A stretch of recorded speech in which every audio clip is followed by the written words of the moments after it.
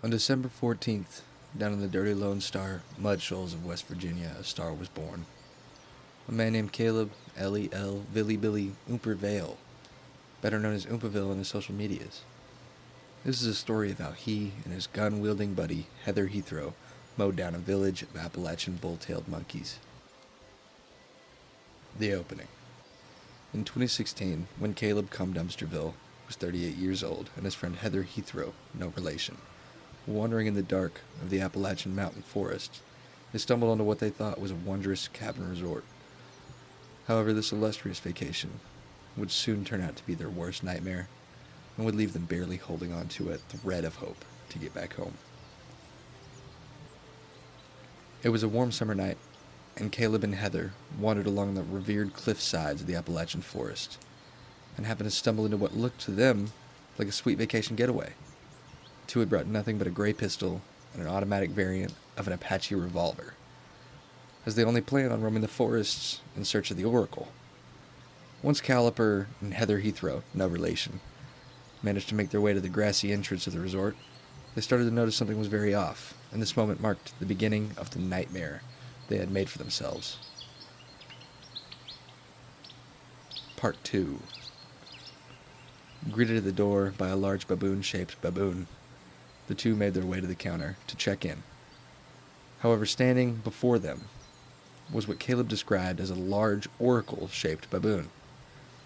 And at this point, you're probably thinking, Blaze, why are there monkeys working at a vacation cabin resort desk? And I'm probably thinking, I really could go for a Philly cheesesteak, no onions or peppers, from Subway right now. But I'll get into that soon. Part 3. The Shootout. After checking into the resort and making their way down to the room, they laid down to have a nice rest after a long night of wandering over yondering.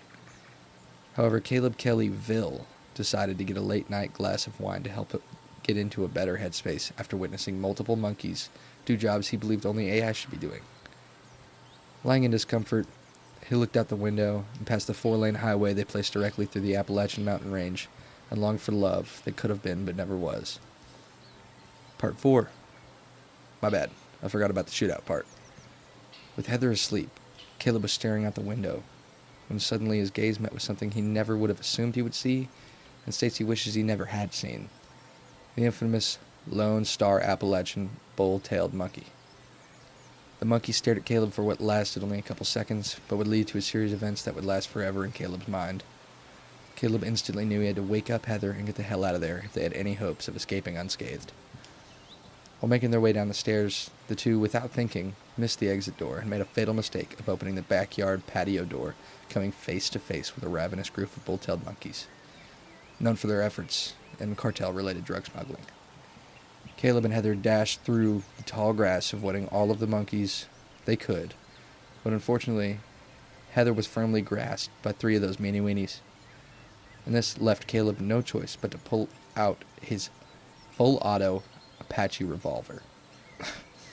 Caleb ejaculated 50 rounds of 45 ACP hollow tip bullets, and miraculously, every single bullet hit every single monkey directly in the head, which I personally think is an insane feat, especially since 9mm bullets usually kick very hard.